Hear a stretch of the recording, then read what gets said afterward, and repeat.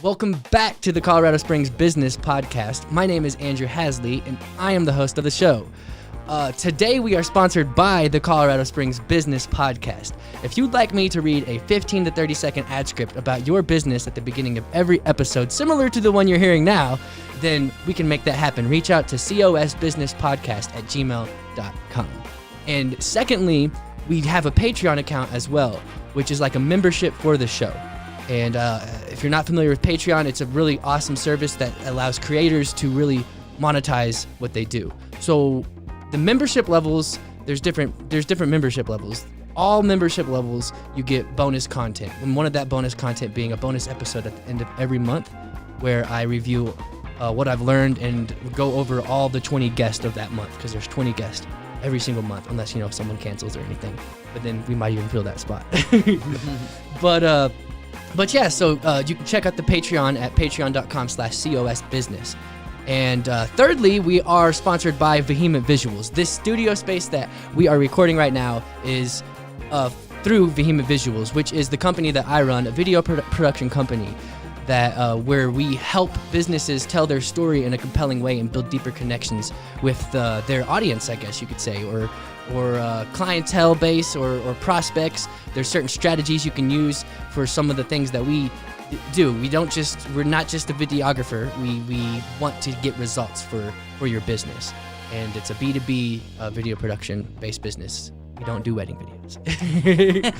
All right, so I'm going to introduce the guest today. Today we have on Sandy Cutrone. And do you mind telling us in a sentence or two what you do? Well, I'm a mortgage broker with Nexa Mortgage. Our main corporate office is located in Chandler, Arizona, but we are all over the country. And what I basically do is I help people get financing by doing the work for them. I shop we have access to about 60 lenders. Obviously, I don't want to work with 60 lenders. That would make me insane. Yeah. But I have my niche lenders that I use. And I shop rates and closing fees for my borrowers and, certain programs. Like when I closed, I had to do a no-income check program because of my income. So we have like a variety of different products that we offer to our borrowers to get mortgages for homes. Sweet. Well, I can't wait to get into that in this episode, and I'm going to roll the intro music. Okay. This is a show where we have real conversations with entrepreneurs and business owners who are mostly in Colorado Springs, doing things in the community of Colorado Springs. I forgot to tell you before the episode started, we have free complimentary oil changes for all of our guests. I just got an oil change. Oh, well, this lasts until the 31st. One of our guests who was on the show earlier this week, he brought that in for anyone who comes on the show, and I was like, now the Colorado Springs Business Podcast gives out oil changes. That's fantastic. Thank you. Yeah. Thank you. Just I'd seen that, and I was like, I wanted to plug that in the episode too, awesome. I guess. No, that's very nice. Thank you. Yeah. All right, cool. So Sandy, tell us a little bit, I guess you just gave us a rundown about your business. Mm-hmm. I guess we could start off with how you got started in that. Oh, my. Well, about 35 years ago, I graduated from college with a degree in broadcast communications. And while I was waiting for my dream job, I needed to work and pay the bills, and I became a processor for a small mortgage broker, a local mortgage broker, and I really loved it. Of course, back in the 80s when I started, it was kind of like the wild, wild west. We didn't need to be licensed. You kind of made it up as you went along. Okay. Which is probably what got us into a lot of trouble down the road later on in the years. So you've been in this industry for a long time. Yeah. I got into this industry in 1985 or 1986. Yeah. Okay. So a long time ago, back when we didn't have computers. No, but you had crazy hair. We had huge, crazy hair, big shoulder pads, but we had no computers. We had no credit scores. Really? Yeah, no, there was no such thing as a credit score back then. Whoa. Everything was done manually. So you had the human touch back then, which caused problems. And also to me, it was a more personal way of working. But yeah, we always joke it's like we had to have a handwritten application and then a typed application, and But yeah, if you needed a credit report, you kind of faxed over a request and you waited generally 72 hours for them to fax over a credit report. But back then, yeah, there were no credit scores. What was the credit report? So you guys determined the credit Well, report, it was basically. determined based on the underwriter. Like, so if you got somebody's credit report and said that they were bankrupt last year, yeah, we weren't gonna do your mortgage. No. But we didn't base it on a credit score. There was no automated underwriting. Everything was it was very personable back then, but you were open to a lot of errors. Do you like the changes with the credit scores? No. Okay. No, I don't, because we have no control in our industry. We will run somebody's credit and then we will be berated for their credit score as if we running their credit had caused a problem with their credit score. The way that they score things is, in my opinion, not quite fair.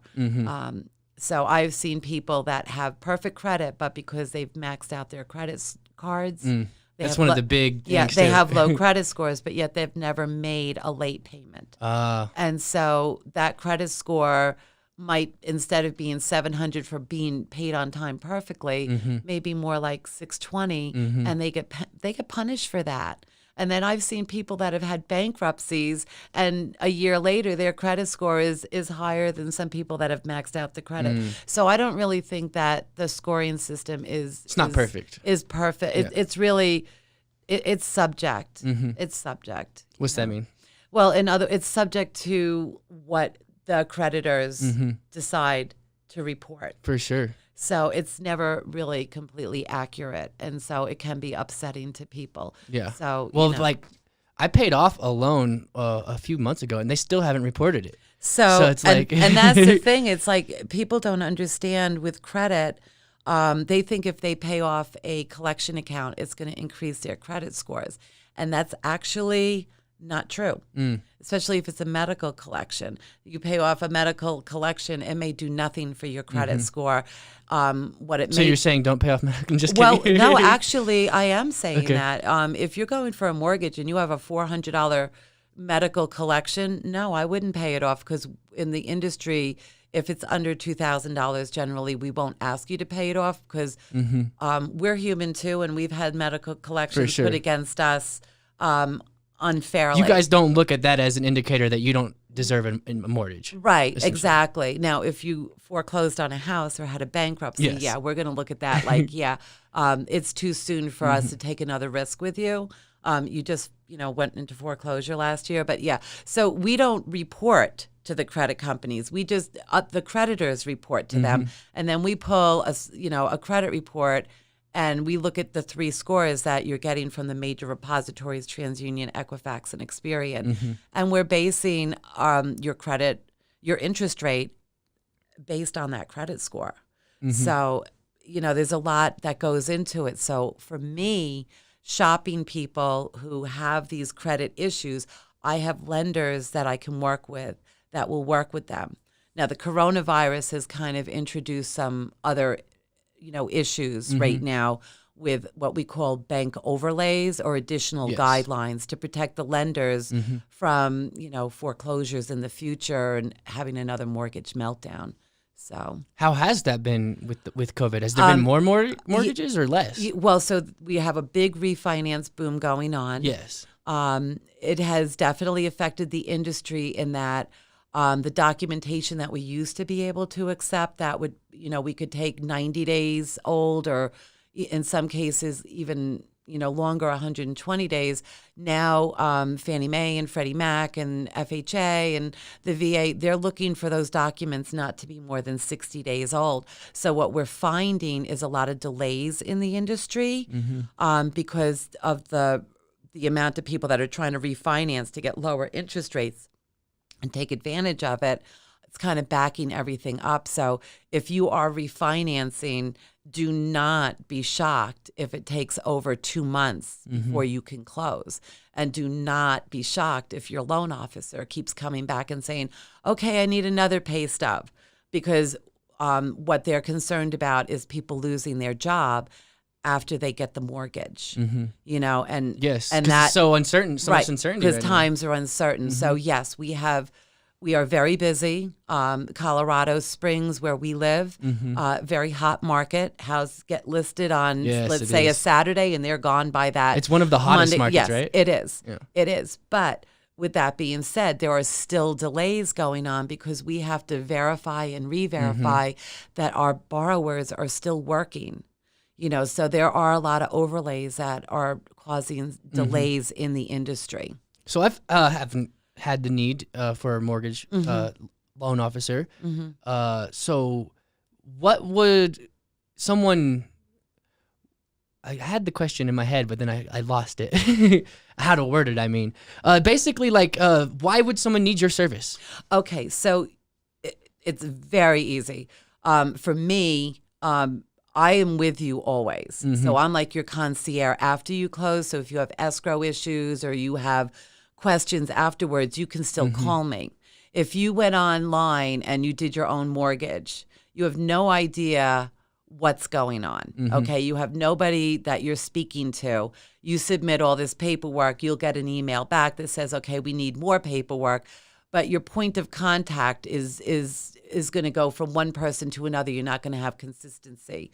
So unless you really understand the industry, You can get taken advantage of. you can taken advantage of. So taken advantage It's like of. like a fresh bait, you know. Yeah. Well, and that's it. And so what we're here for is what we do is like I really do the job of a lot of different people. I'm an accountant, I'm an attorney, I'm Okay. like a financial advisor. I help fix credit. Yeah, I mean, we are here to give you our expert advice. So if I ran your credit and I said to you, okay, you have a 600 FICO score. If we can get you up 20 points, we can get you into this program. So Let's do that. Let's do that. Let's get you up 20 points. This is how you're going to get up 20 points. And we go through it. Now, sometimes credit is beyond anything that I can help people with, and then I would refer them to the experts.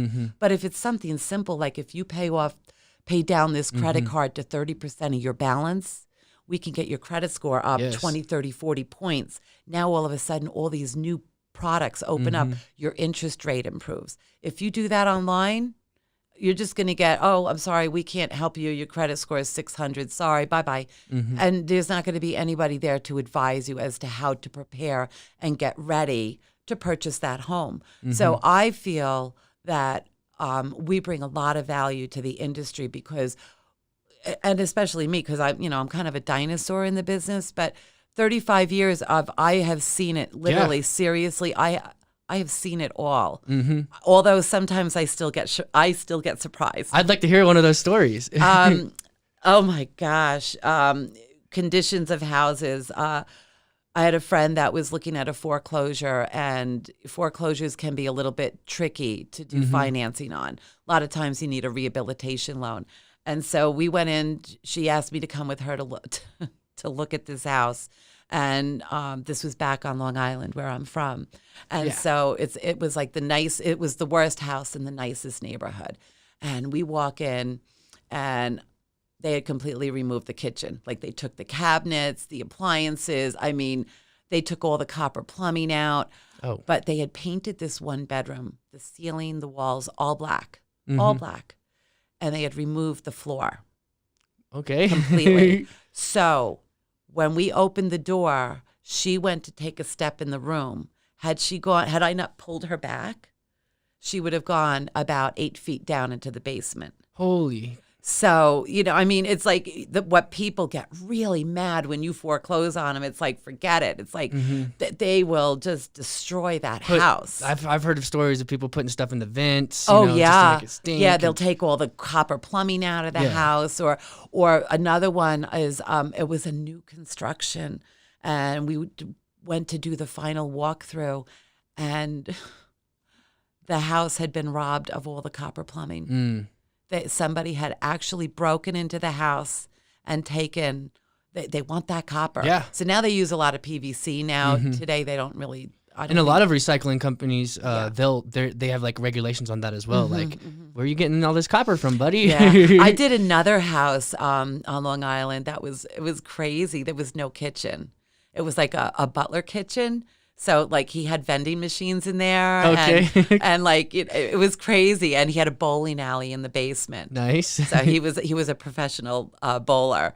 But Okay. there was like really no real kitchen to speak of. It was more like just a bar with like vending machines. And we were like looking at this going, yeah, he needs a stove. Yeah. we need to somehow create a kitchen for this man. I don't know who takes a kitchen out on purpose, but it was a big mansion. It was like, I think at the time it was like 1.2 million. Oh, wow.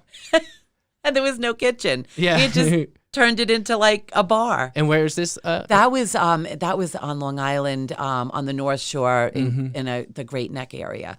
So it was, what about Dumbo? Have you heard of that? no, Like, what is Dumbo? I only know him as an elephant. Yeah, me too. But recently, I guess it's an area in New York, like the Dumbo area. I don't know.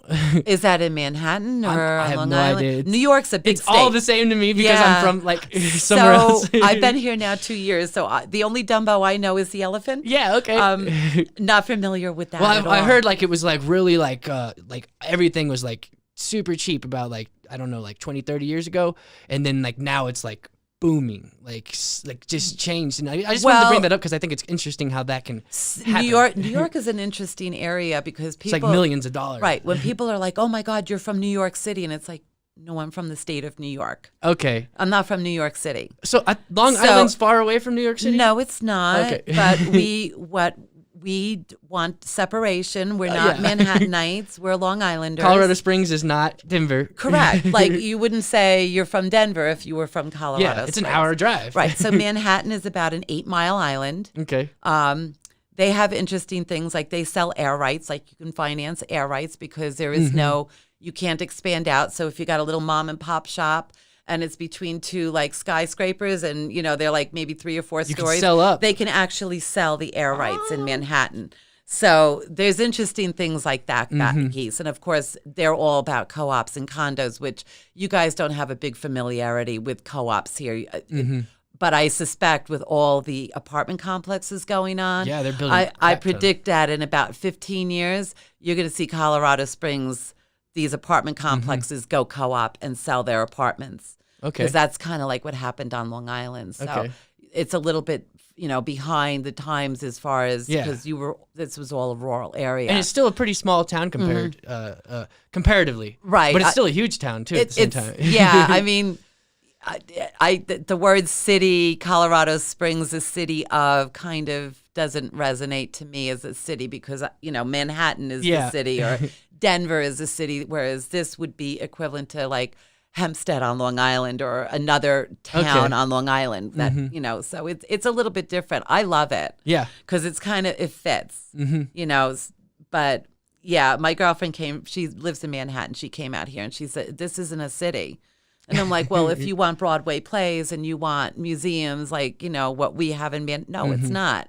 But then go to, let me introduce you to Denver. Yeah. You know. Yeah, Denver's huge. Yeah. Right. Denver is huge. That's, Yeah. so it's all in perspective. For sure. And I'm from Kansas City, Missouri. And the downtown is like twice as big as this, but it's like 4 or 5 times as small as Denver. So it's like, it's right in the middle. Right of in this. the middle. Yeah. It's weird because the suburb I'm from in Kansas City is like Colorado Springs is in the middle between Kansas City and the suburb that I'm from. Like it's hard to explain, I guess, but yeah. So I mean, and for me too, because people are like, "Oh, you're in a city. We never thought you would live in a city," and I'm like,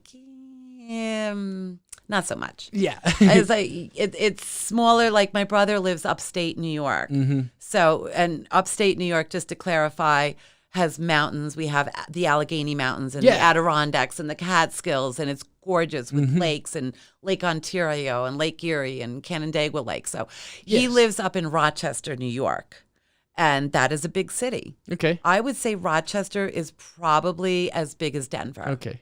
But it's in the middle of nowhere. Yeah, that's pretty cool. Yeah. It's weird. Yeah, like Buffalo, New York, too. It's like a big city, but it's rural. It's weird. Yeah, because It's weird. the population in Denver is like around 6 million, I think. Oh my goodness! Wow. Yeah. Well, That's huge. if you include the suburbs, which Right. are intricately connected to it, which count, I think, and I think it's around. I might be wrong. It might be more around 5. But I know Kansas City with its metropolitans is around 2 million people, and that throws a lot of people off. Wow. Like they don't expect like that to be that big. Yeah. So like Manhattan, last time I heard, I think was 8 million. Okay.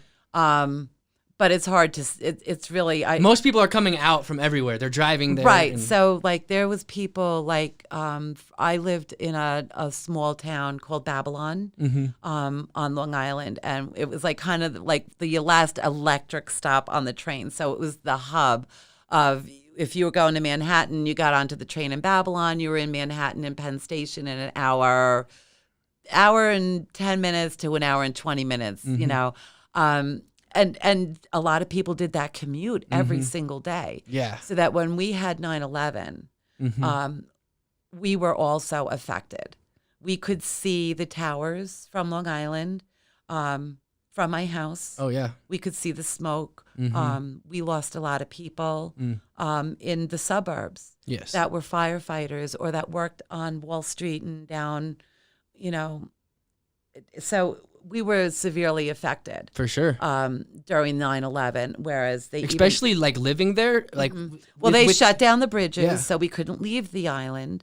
We couldn't take the ferries over to Connecticut like we used to. Like everything for it felt like forever, but it was probably like maybe 10 days where there was no airplanes in the air except for.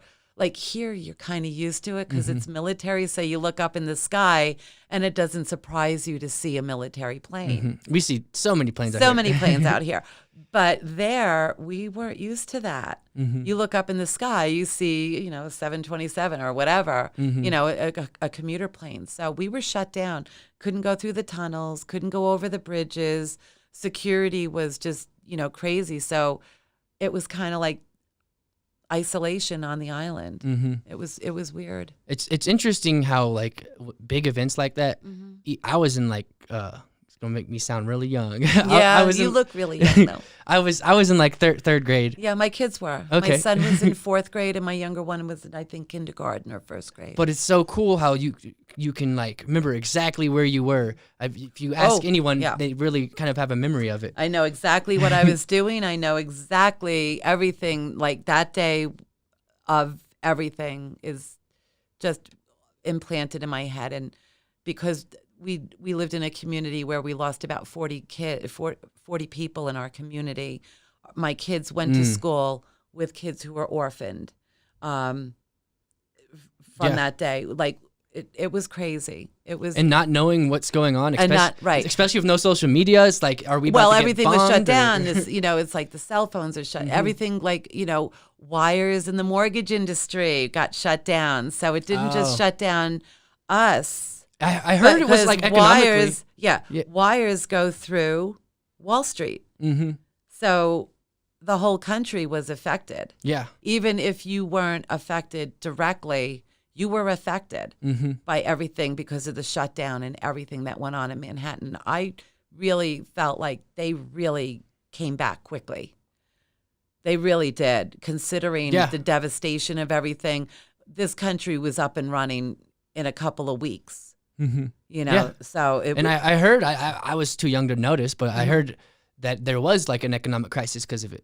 Oh, yeah, of course. Well, we're going to have an economic crisis because of the coronavirus. Yes. Which is why the banking industry has implemented all these overlays and additional guidelines because we are now starting to see the actual effect of businesses that had to temporarily close down. Now they're opened up at 50% capacity. Layoffs are starting. So today unemployment actually went down. Yeah. But unemployment was ridiculous when this hit. Yes. And so you don't have real numbers yet. Now that unemployment is coming down, now we're going to see the real numbers come up and what businesses actually can survive this and keep their employees on, and what businesses are going to end up being closed down or have to do layoffs. And so, you know, we keep in the financial spectrum, we have to keep an eye on this, especially in the banking industry. We have to do responsible lending. For sure. So, yeah. Do you find a lot of your lenders, not lenders, I think lenders. Yeah, lenders. Not just your lenders, but the people who are getting the loans. are those typically like families, or do you do fix and flips? No, or do you so loans or so in Colorado Springs, we have a big VA population, obviously. So we do a lot of VA loans here. So we see a turnover, which are veteran loans, right? Veteran loans. So we see a large amount of military buying and using their VA benefits because you don't have to be a veteran. If you're enlisted in the military, those VA benefits to purchase a home for the 100% of financing are available. Do you think to that plays a anybody. big role in the booming real estate market? Well, I do think I do think the military absolutely, and the colleges and all of that definitely plays a big role here. Especially when bringing people here. People will come here for a little bit and then fall in love with and they it. fall in love with Colorado. My cousin was here. He served in the Air Force. Okay. And so he was here for a long time and The Air Force Academy just checked out my LinkedIn earlier. Did they really? I just wanted to say that because it tells me who viewed my profile. Oh, okay. My bad. So, I mean, when he found out I was moving to Colorado Springs, he was like, it has always been my dream to go back there ever since I was in the military. And I never got the opportunity to go back. But we do see that. A lot of people start out here. They end up in Germany or they go here or there, Texas, what have you. And then they retire and they want to come back to Colorado. So what I see is a lot of enlisted people buying homes here. And then let's say they get deployed or they get transferred to another state. They don't let go of those homes. They just get a property manager, rent those homes out, serve the remaining 2 years, 3 years, wherever they have to. And they know they have a home to come back to here. Exactly. So I do think the military plays a huge role. There's something comforting about the mountains too, for me at least. And, It is. I mean, I'm from Long Island, so we had the ocean, we had the bay. But if I wanted to see the ocean or bay, I wasn't wealthy enough to live on it. Yes. So I had to get in my car and physically drive there. You know, it's funny. I feel like I was like missed like a huge like. I don't know, but I just found out about the Hamptons recently. Oh. Yeah. I'm like, okay, there's a beach in New York? I didn't know that. We have some of the most beautiful beaches in the world. Untouched, unhoteled. Our beaches are pristine. Nice. And after Hurricane Sandy, they were really pristine. Like that hurricane came in with 40-foot tidal waves and dug up all the beaches, and at one point, so much of the ocean sand on the bottom of the floor had come up and deposited onto our white beaches that our beaches were actually purple. Nice. With minerals and things from the bottom of the floor. It made it more sandy. It did. It did. But Long Island has the best kept secret beaches. Okay. People do not know how beautiful our beaches are. It's crazy, like best kept secret because there's so many people there. And how did I not know about that? I have been to Bermuda and Hawaii and Florida and the Bahamas and Mexico, and every time I'm on a beach there, I'm like, they got nothing. Yeah. Hawaii maybe. Okay. Maybe. But really, I mean, we have gorgeous beaches on Long Island, and they don't build hotels on them. We have Fire Island, which has little towns that you cannot have a car on. So you have a bicycle, and it's a completely different lifestyle. It's crazy. And so, so that's why when people are like, oh, you're from Manhattan, it's like, not so much. Yeah. Not so much. This girl could not survive living in Manhattan. Yeah. I need space. I need beach. I need, I've always wanted 6-foot distancing around me. I feel you. Yeah.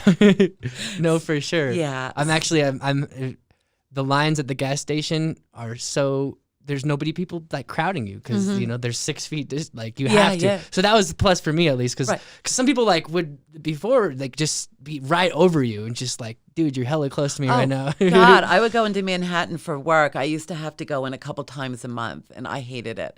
And I would take the Long Island Railroad in and get into Penn Station, and I didn't like touching anything in Penn Station, so I would always wear gloves because I didn't want to touch anything. It's so gross. I'm sure I know what Penn Station looks like. I don't know. No. So Penn Station is basically you take the Long Island Railroad in, and then you eventually are underground, like the subway. I feel like I've recognized the name just because it's probably so popular. So you have Grand Central, which is beautiful. It's a beautiful station, and that's where the trains go out of. And you have Penn Station, and that's where like Amtrak you can take, all over the country.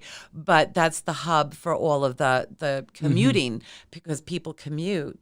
by train. Yes. Nobody's driving into Manhattan by their car, not unless they're insane. I hate driving in Denver. Well, I don't even like walking in Manhattan because of the people gridlock. I'm not even talking about car gridlock. You're sardines. I am like, when I'm in Manhattan and I have to drive in Manhattan, completely aggressive. Like, I am a cab driver. Yeah. Like, you have to be aggressive.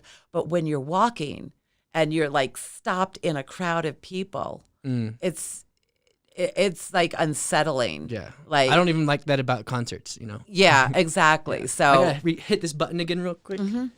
yeah, so that was the interesting thing for me when I moved here. How long have you been here? I've been here a little over 2 years now. Okay. So we're talking completely different geography. All right, we're talking Long Island, sandy, water, we have aquifers and we don't have water issues. And like my water bill was $80 a year.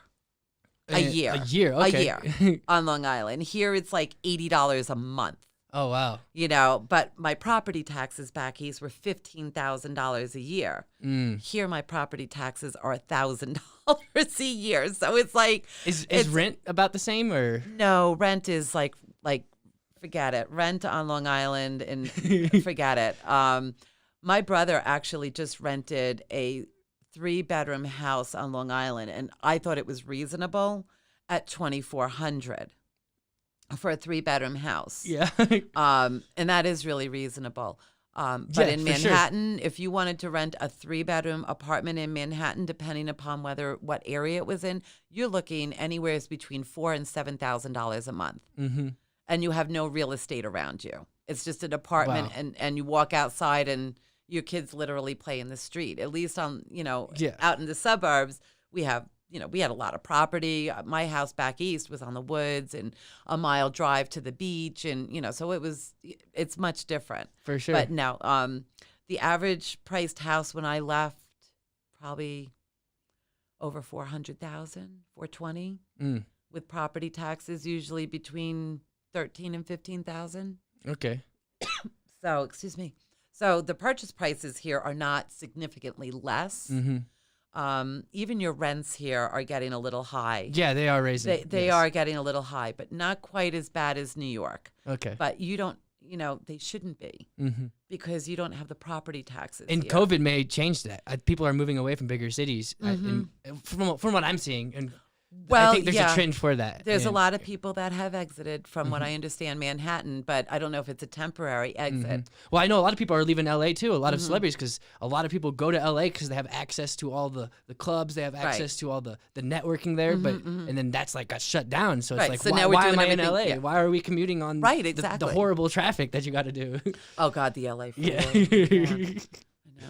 I actually, when I was in LA on vacation, I went on the highway on purpose during rush hour Just to see, huh? just to experience it, and it was the only time in my life that I was happy that I was in rush hour. Wow. Yeah.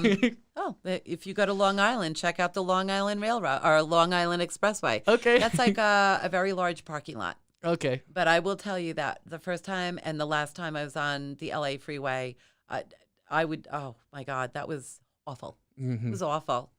It's just, yeah, we got to figure out how to fix that. That's an issue that we have as a society. I don't know, bicycles, hover cars. I don't know. I think Elon Musk is working on some ideas for that with tunnels and not only just the Hyperloop, because that could get you like to Manhattan like in like 10 minutes probably. Yeah. But also like with the self-driving cars, he's wanting to create tunnels for those where they'll just. And they can know exactly where all the other cars are at too, so it's like they can go faster without being causing and they can be safer and faster at the same time because the cars are aware of each other, so they can be programmed to go like, I don't know. Until something goes terribly wrong with the program. Well, there's that problem, but then just imagine how many car wrecks there are a year. It's like, well, that's true. So I mean, that is a true story. So it's like we got to figure out which one's better. Yeah. And we're constantly evolving as humanity, as people, as a society. Right. And yeah. Well, I mean, our infrastructure in general, though, is pretty antiquated in the United States. So he's got a big job ahead of him if he wants to do that. Yes. That's a lot of jobs for people, though. Yeah, there for you sure. go. Jobs. Just imagine when they created the highway systems. I mean, that was a huge innovation right there. It's like, wow, now we're connected to other cities, like with cars. It's like, so it's just advancement. Yeah. And a lot of those highways, they've actually created an infrastructure for hyperloops because they've already blown out the terrain for that. Right. So, well, what they introduced that they got from LA back in New York on Long Island was the HOV. What's that? So that's like a lane that you can only drive in if you have a hybrid car. Okay. Or if you're carpooling. Yes. So yeah, LA. I seen that the LA had that. Yeah. I believe we adopted that from LA. Okay. I don't really see that it made a huge difference because Long Island reminds me a lot of Colorado Springs, where people started coming out to the island. And at first it was like a second home kind of community, like people, weekend houses. And then, so the roads were never, the infrastructure was never designed for a lot of traffic. And then people started coming, more and more people started living there. And, it's kind of, Colorado Springs kind of reminds me, I wish they would build it and then they come, but they come and then they build it. Yes, and that makes Colorado Springs is having a lot of problems with over flooding of traffic now, right? Absolutely, because the people are coming before they're ready for them. And quite frankly, I got into my first car accident 2 weeks in here because I could not figure out how to get to a store because there was no entrance to the store off of Academy. Yes. But I saw where I needed to be, but didn't know how to get there. And I'm like, well, where the hell is your the brain's doing entrance too way? many things. Right. Yeah. And it's like, well, how do I, okay. And I saw, I'm like, oh, okay, there's a side street. I can make a right-hand turn on the side street and then I can get to the store that way. And not realizing that the guy on the other side of Academy had apparently a left-hand turn signal that I couldn't see. I stopped. I made a right. He apparently had the green left-hand turn signal, and the accident was my fault. Even though he hit me, it was my fault because he had the right of way. So it's all, so like just even learning the roadways here and getting used to them. Like when people come to visit and they're like, well, just let me borrow your car. I'm like, no. Yeah, no, for sure. No. And it's weird, those subtleties, like even coming from Kansas City, there's certain subtleties in the roads, but also the subtleties in the collective mindset of how people drive. There's certain small different things that you notice when you come to a new place. Absolutely. Like I come from an area where we're aggressive drivers. I'm not going to kid you. We do not have 1 mile to get on or off an exit. Okay. That's new for me too. I Kansas love City did that. not have. I'm sorry. I I thought love that was that. a good idea. And it really drives me crazy. It's like, you have a mile. Why did you just cut in front of me doing 40 miles an hour when you have that whole stretch to speed up, to merge on to 25? But we didn't have that. Literally, like, and it ain't a mile, but it's long though. We had like 500 feet. Yeah. To enter. Same here in like, Kansas City. traffic. Same way. Yeah. That was it. And 500 feet was generous. It's either you. It's there's like a meme I seen. It's like, either you're letting me over or we're wrecking. Yeah. It's like, and so you become this really aggressive driver, really aggressive. And then you come out here and my theory is that there's so many people from so many different parts of the country here driving because you have the military. So everybody has learned to drive, one person might have learned to drive on a dirt road because they're from a rural area. And then you put them here, and then I'm sorry, Fillmore, who designed that entrance onto 25? Like, I avoid that. Like I said, I'll get him on the show. I think you need to be drunk to figure out how to get onto this. That's funny. It's like, you can't do this sober. Yeah. So I just avoid it completely because it makes no sense to me. I'm like, who designed this? I want to smell. Were you testing the marijuana supply here? Yeah. That's really how I felt when I saw that. I was like, this makes no sense. And you see one accident after another. So even though they're improving the infrastructure to welcome all the people that are coming from all over the country, it takes time. So what Elon Musk wants to do, that's lovely. It's going to take, he's still got to make the innovations. He's still got to. He'll be dead by the time it's implemented. Maybe, I don't know. He's done some crazy things. Well, that's true. And he's good at. He might freeze himself and then come back to finish the job later. He's good at finding the right people to do things, and really delegating things, and having the idea and being the overseer, the CEO, the entrepreneur, Right. and really getting the right people in place. And so I Right. think he has some really good engineers in on that. But he's also doing so many other things. It's like, holy cow, this guy's trying to change everything. Well, I mean, a lot of things need to be changed. With there the needs to be more people infrastructure. doing that. So, like, Colorado to me is a relatively newer state. Okay, so back, when you live on the coastal states, they're going to be older because obviously, And the infrastructure, and yes. so our infrastructure is so antiquated. So when you see like on the news with the floodings and the pipes bursting in Manhattan, and I mean, we're talking infrastructure that was implemented in the 1800s. Yes. That we are Before still cars. before cars, when we were Horses and when roads were actually created for horse buggies and bicycles. more narrow. Right, like- exactly. So our infrastructure is so much older, especially in the coastal areas like Boston or where that's where they came. That's where the boats came. That's how we were discovered. People probably saw Colorado and said, that place is scary. Look at all that snow. Look at those crazy mountains. I'm not going there. Yeah. But you pull up to a beach from your boat and it's like welcoming, So, Yeah. So we're. And you had just traveled for 6 months on a boat, so it's like, Right. I don't want to travel 6 more months. So here it's like you have this opportunity to like build this beautiful new infrastructure, and then you create something like Fillmore, and I'm like, what is that? I get what you're Who saying. does Yeah. that? It's like you had the opportunity to do something really cool, For sure. and you didn't. There's some cities, I don't know what, there's one, I think it's in Kansas actually. They built it about 10 years ago, specifically with the future in mind. And I love those kind of ideas. The whole Yeah. theory is if you build it, they will come. Yeah. People are coming here already. Build it, damn it. Like, Yeah. build it already, For dude. sure. The people are here. The line is going out the door, and we, build it.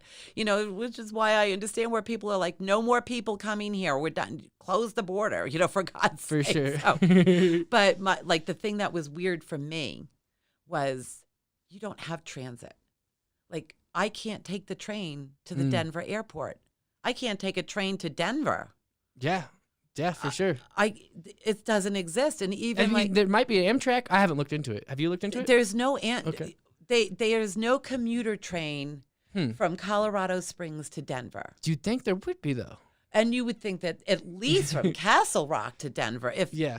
but yeah, you would think that they would have done that because people do. I know people that commute back and forth to Denver. I know And me- 24 is such a pain because yeah. 25 is 25, yeah, I said 25. It's 24. 25 is disturbing when you see the signs, how many fatalities. Oh, And wow. It's like I look at those signs and go, that's like taking a death toll count, like how many fatalities happened on It's a reminder 25. of all the innovations that need to take place. And in my- that's in all my I opinion. think of is Yeah. like, well, how do we lower that number? And is that all of 25, or is that just the stretch between Colorado Springs and Denver? I thought it was all of the one I'm seeing. It's the whole state. I hope so, Yeah, it's the because whole if state, it's yeah. not the whole state, that's a really scary number, Yeah.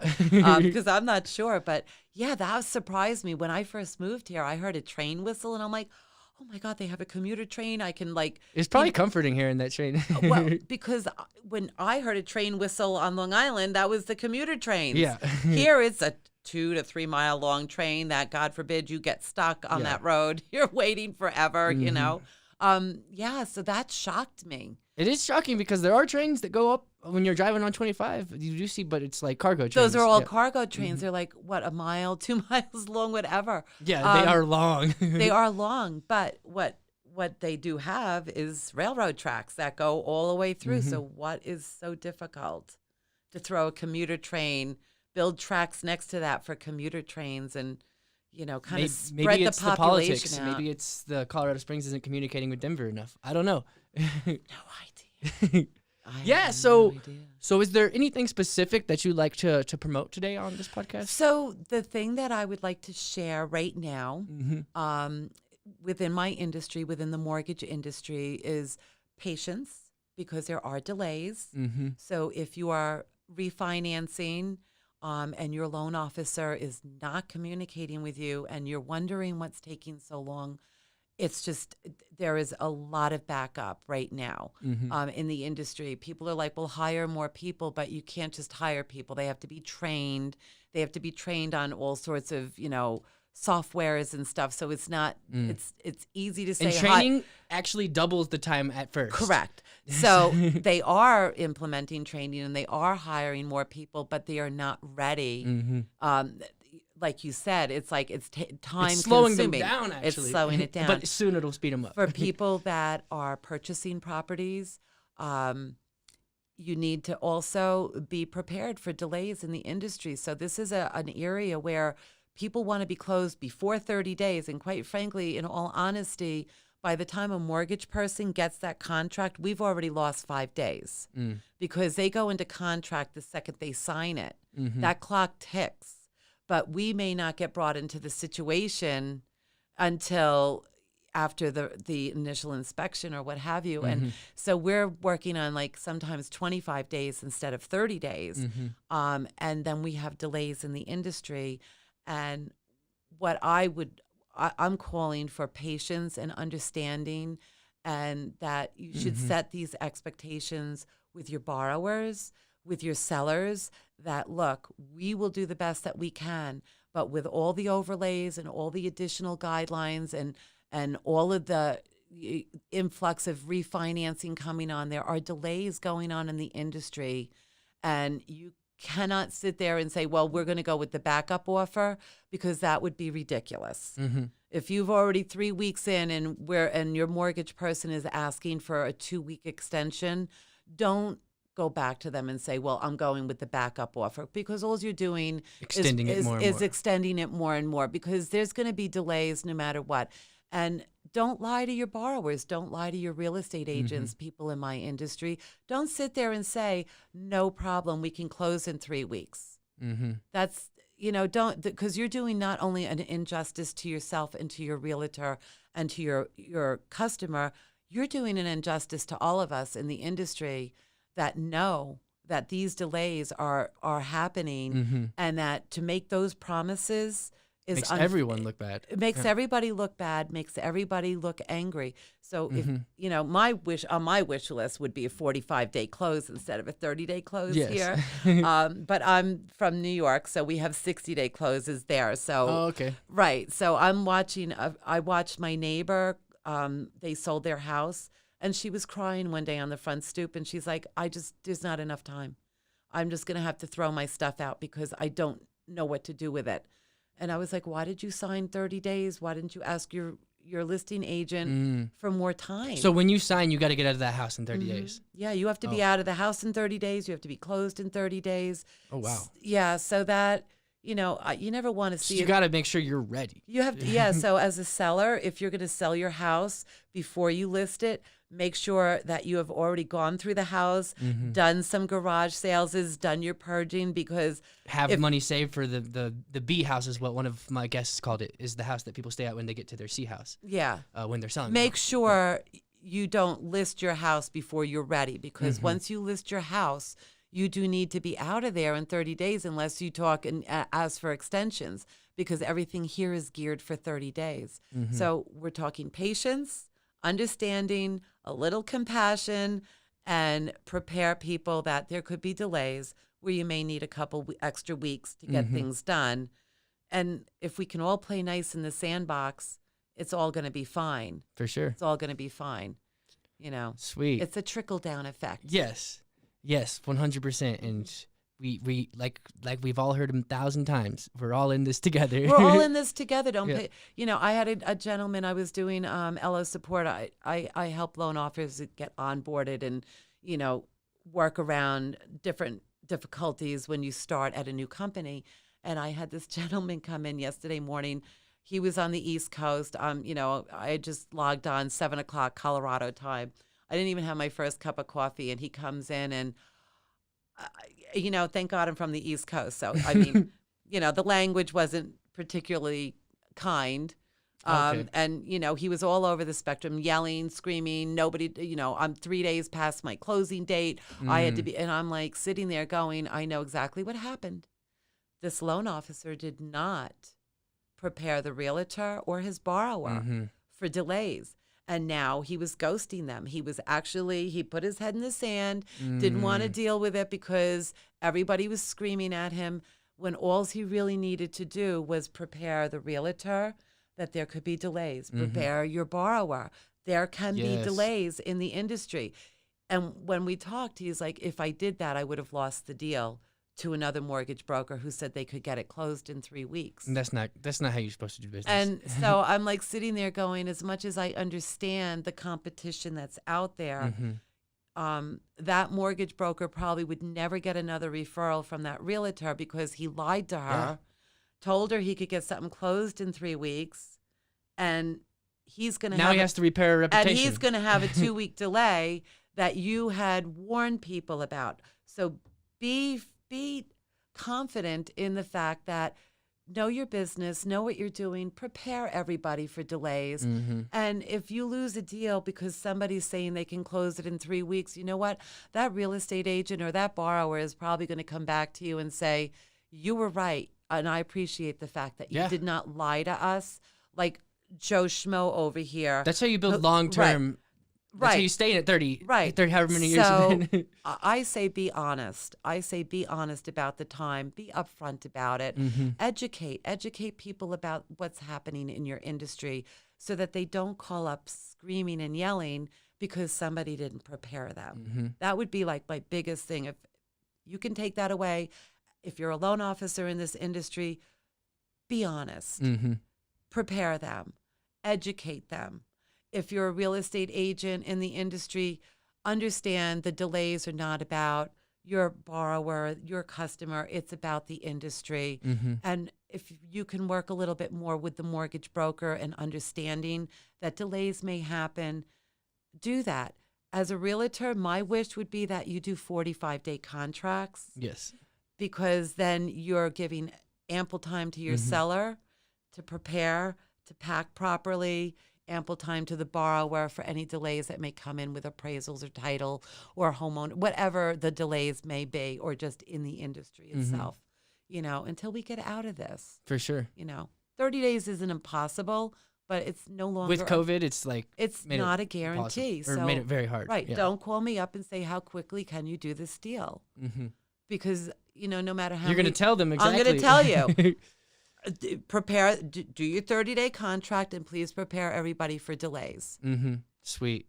Yeah. Well, I've enjoyed this conversation. Thank you. Me too. Me too. Awesome. So I guess we'll wrap it up. And this has been the Colorado Springs Business Podcast, and we'll see you guys on the next episode. Thank you.